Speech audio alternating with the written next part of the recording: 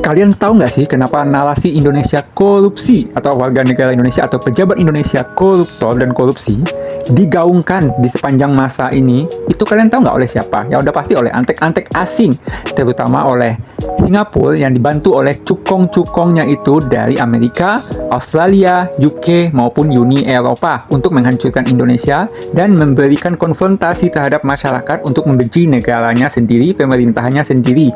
Walaupun korupsi itu benar ada dan banyak di negara kita, tapi tidak sebanyak hasil cucian, hasil curian uang dari mereka terhadap Indonesia, yaitu hampir 90% dari total kehilangan duit negara adalah hasil curian dari negara-negara itu yang masuk ke Singapura lebih banyaknya ya.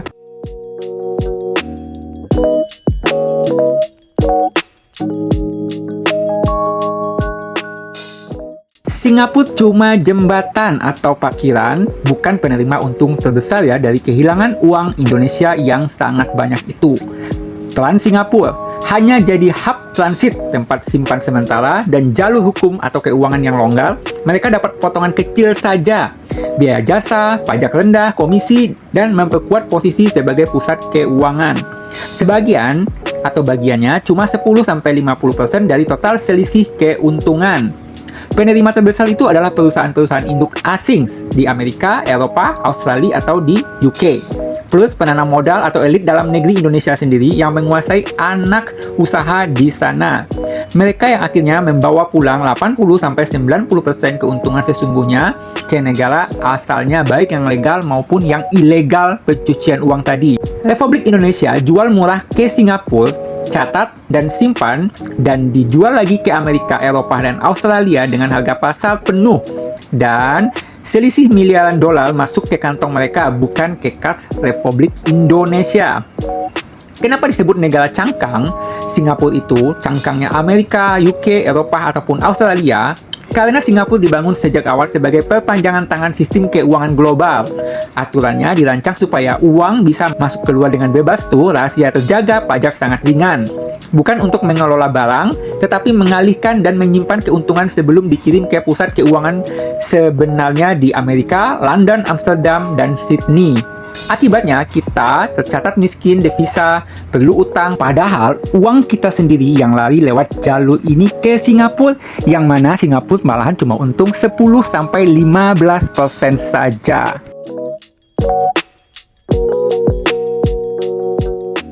Jadi kesimpulannya, kerugian Indonesia 300-500 triliun rupiah per tahun sama dengan 4-5 kali lipat korupsi biasa yang dilakukan dalam negeri ya. Kalau ini ditutup, kita tidak perlu utang luar negeri, devisa aman, pajak melimpah, pembangunan jalan, pendidikan, kesehatan bisa dipercepat drastis.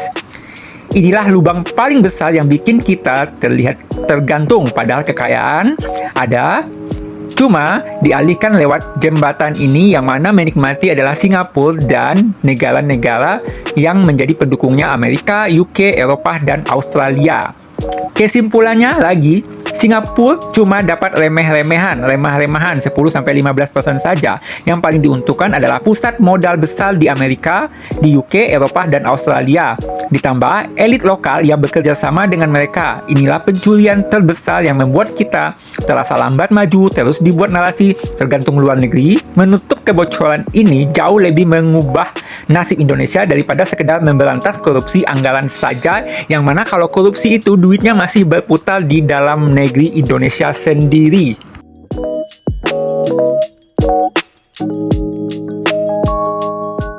Angka bicara jelas mana yang lebih besar nih kerugian kita. Korupsi anggaran biasa lebih kurang 50-100 triliun per tahun, dan cuma 10-20% dari total kebocoran. Pencurian lewat under invoicing, transfer harga 550 sampai dengan 650 triliun per tahun. Itu 80-90% dari kerugian sesungguhnya.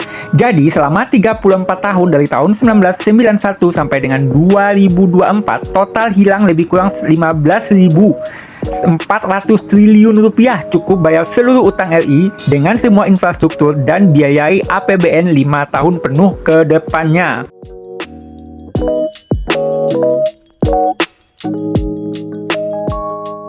Jadi skema semua ini adalah: 1. Peran Singapura. Singapura cuma jembatan atau parkiran sementara dapat 5-15% berupa biaya jasa, pajak murah, dan kepercayaan pasar. Remah-remahan saja loh. Nomor 2, penerima terbesarnya 80-90% masuk ke perusahaan induk Amerika Serikat, Eropa, Australia maupun UK, ditambah elit lokal yang punya perusahaan cangkang di Singapura. Mereka jual lagi ke pasar dengan harga yang mahal, bawa pulang selisihnya. Ketiga, trik narasi. Mereka menunjuk atau membilang koruptor kecil di dalam negeri sebagai biang kerok utama supaya publik tidak melacak ke skema besar ini. Jadinya kita disuruh malah-malah ke orang dalam, ke pemerintah, ke rakyat kita sendiri, padahal pencuri utamanya adalah lewat jalur perdagangan internasional.